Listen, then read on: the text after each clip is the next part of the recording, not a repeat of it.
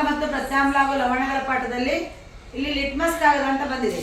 ಇದು ನೀಲಿ ಲಿಟ್ಮಸ್ ಕಾಗದ, ಇದು ಕೆಂಪು ಲಿಟ್ಮಸ್ ಕಾಗದ. ಈ ನೀಲಿ ಲಿಟ್ಮಸ್ ಒಂದು ಕಾಗದವನ್ನ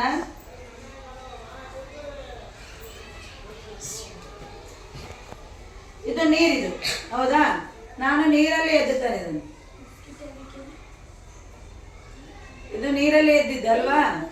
ಇದನ್ನ ನಾನಿಲ್ಲಿ ಹುಣಸೆ ಹಣ್ಣಿನ ಹುಳಿ ತಗೊಂಡೇನಿ.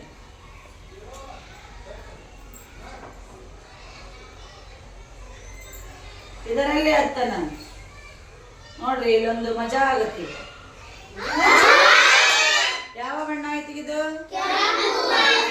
ಹೌದಾ ಇಲ್ಲ? ನಾನೇನು ಬೇರೆ ಐತೆ ನನ್ನ ಕೈಯಲ್ಲಿ ಕೆಂಪಿರೋದ ಇಲ್ಲ ಐತಿ ತಗೊಂಡದ್ದು.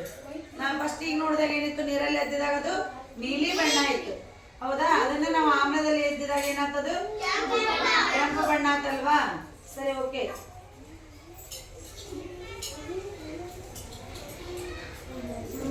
ಇನ್ನು ನಾನು ಕೆಂಪದನ್ನ ತಗೋತೇನೆ.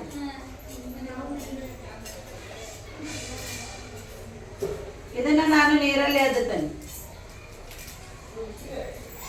ಹೌದಾ? ಈ ರೀತಿ ಐತಿಲ್ಲ? మరి ಇದು ಏನಾಕತಿ? ನೀಲಿ ಹಾಕತ್ತೆ. ಇಲ್ಲಿ ನೋಡೋಣ. ಈಗ ಎದ್ರೊಳಗೆ ಎದ್ದುತ್ತಾನೆ ಅಂದ್ರೆ ನಾ ಇದನ್ನ ಸೋಡಾ, ಅಡುಗೆ ಸೋಡಾ,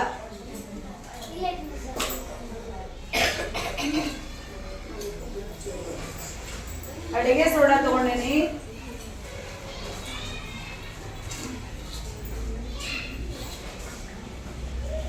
ಈ ಕೆಂಪು ಲಿಟ್ಮಸ್ ಕಾಗದವನ್ನು ಇದರಲ್ಲಿ ಹತ್ತೆ, ನೋಡೋಣ ಏನಾಗುತ್ತೆ.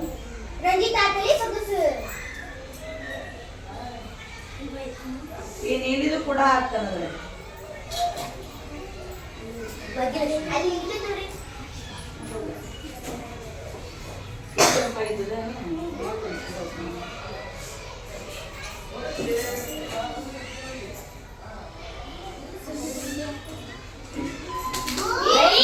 ಏನಾಗ್ತದೀಗ? ಹೌದಾ ಇಲ್ಲ?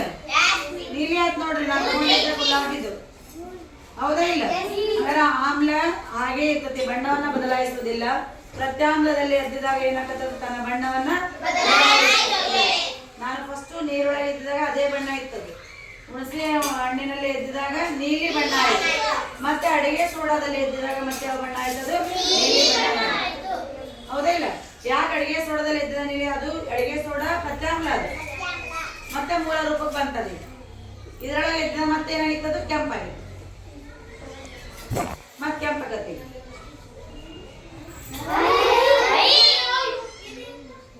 ಅದು ಹಂಗ ಆಮ್ಲ ಮತ್ತು ಪ್ರತ್ಯಾಮ್ಲ ಕಾರಣ. ಇದರಲ್ಲಿ ಯಾವುದು ಮ್ಯಾಜಿಕ್ ಇಲ್ಲ.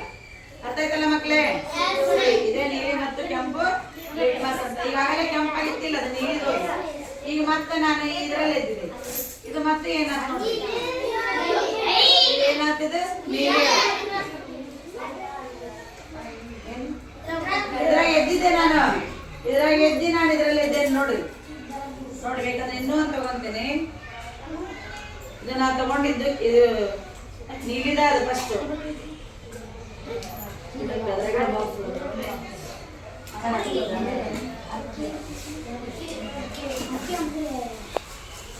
ನೋಡ್ರಿ, ಕಾಣ್ತಾ ಇದೆಯಾ? ಫಸ್ಟ್ ನೋಡ್ರಿ, ನಾನು ಹುಣಸೆ ಹಣ್ಣಿಲ್ಲ ಕೆಂಪು ಲಿಟ್ಮಸ್ ಕಾಗದ.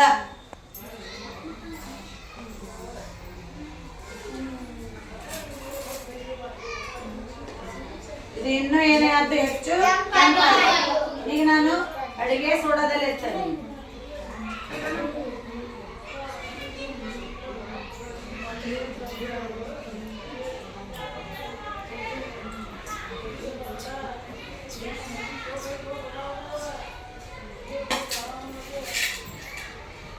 ಯಾವ ಬಣ್ಣ ಆಗ್ತದೆ?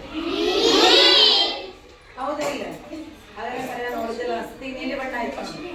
ಇದೇ ಕಾರಣ ಆಮ್ಲ ಮತ್ತು ಪ್ರತ್ಯಾಮ್ಲ ಅಂತೇಳಿ ನಾವು ಈ ರೀತಿ ಏನು ಮಾಡ್ಬೋದು, ಇದನ್ನ ಗುರುತಿಸ್ಬೋದು. Okay, thank you.